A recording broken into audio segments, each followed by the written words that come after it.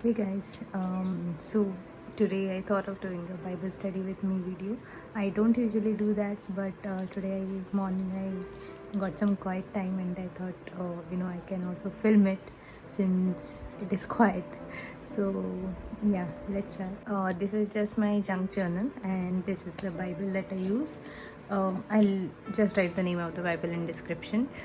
Let's not waste time. And today I just wrote this prayer, and then this is the verse that I read, and this Bible has some explanation and references. So I went to those verses as well. You can read the verses later, but yeah, I'll just I just want to write what I felt that God spoke to me. So here, sorry, I lost the page. Joshua 14. Yeah, so here actually we see that Caleb requested Joshua, or he rather reminded Joshua about God's promise during Moses' time, and then it is just about the conversation that Joshua, and basically Joshua just granted him the request, and it was actually God who gave him the victory later, because Joshua just said like okay for that, but yeah, the land was given to Caleb by God, of course, as you can read here. So what some of the things that stood out to me is that this Caleb was basically uh, one of the spies who had gone to the land of Canaan, who was sent to the land of Canaan, and he brought the positive report, and God was pleased with that. And here they have given reference of Deuteronomy, I guess, somewhere where God kind of says that you have been faithful, and then I will give you the land where you are standing, or something like that. So basically it was promised in Deuteronomy, and let me just write this much. Sorry for the background noise.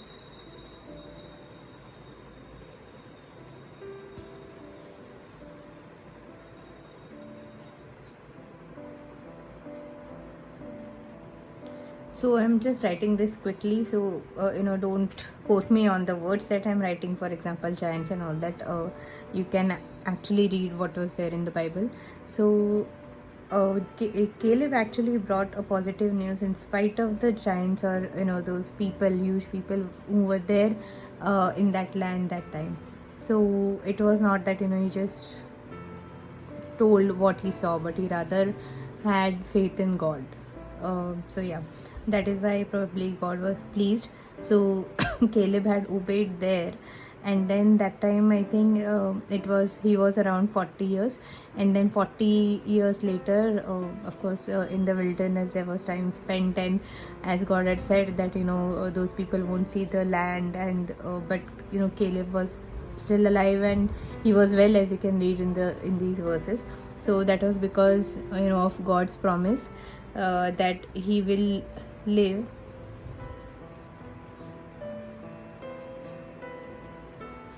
So it was because of God's promise that he will live to see the land. And after that, I think more 5 years had passed, because he was now, it is written that 45 years have passed, and he was probably now 85. And still ahead further, it is mentioned that his strength was as it was before at age of 40. Okay, and he says here that that time I have the same strength, and I can go out and come in, and I can go to the war and come back. So he somewhere tries to tell Joshua that even logically, that even though like God has given me the land, but yeah, this is also there that I have that strength to go for that war. But yeah, as we can see ahead, that God gave him the victory, so it was not his strength. he was 85 now. Sorry, I missed it. So God had given him the victory. It was not his strength that could have done that. And also here in the reference there is another thing mentioned about Moses, that as we see in Deuteronomy end of I think chapter 32 or something, that even at the age of 120 his sight was not dim. I mean, these days we see that even little kids have got spectacles.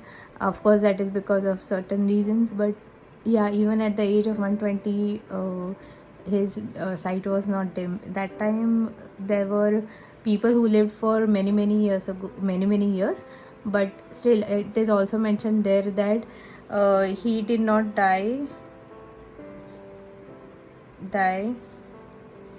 because of health,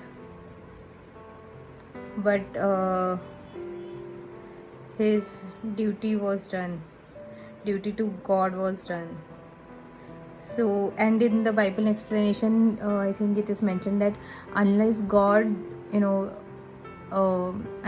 decides that okay, your work here on earth is done, until then you're immortal. So that was really nice, that it all depends on God. So here I think somewhere we can talk about healing as well, that unless and until it is your time to go, leave the earth, you won't go, and you will finish the work that God has planned for you, that he has spoken about you. So but for that we need to keep praying, need to be in his word to fulfill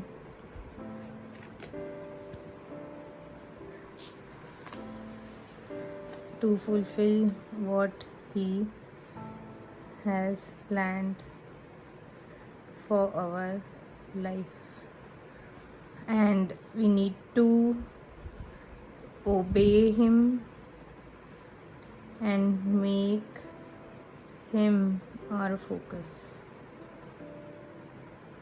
So this is what Moses did, and this is what I think Caleb also did. So that is a reason why God probably added health and years to their lives.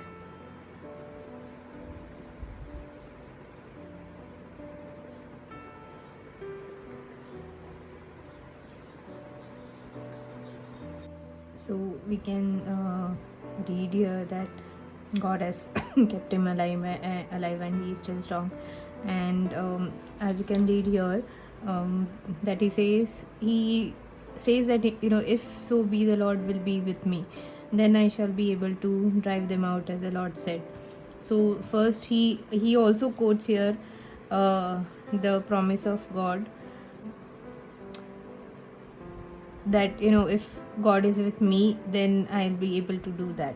So even though he mentions about his strength, he does not merely depend upon that I can that I will take them, or I can do that. No, he puts God in the center. And then Joshua blessed him.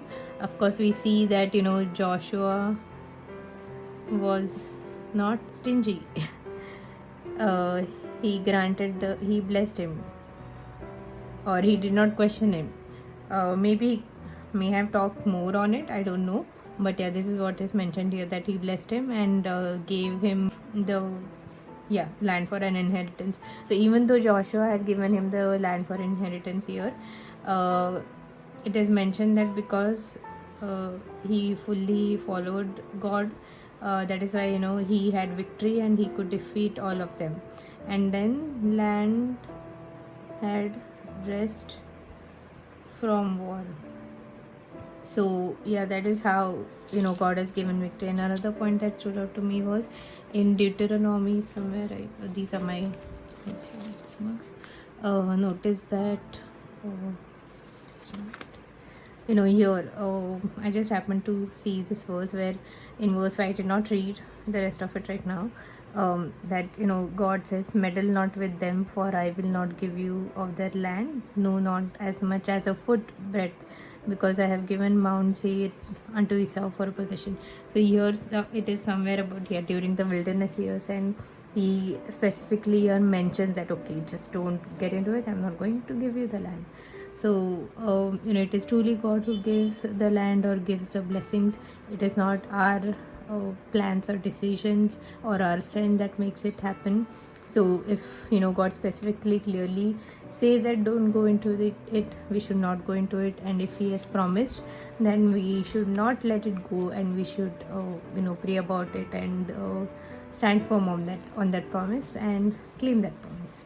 So that is today's Bible study, that we have to be obedient for things, good things to happen. It is not our righteousness that makes it happen, but God is pleased when we obey. Thanks for watching. I hope it helps. Bye bye.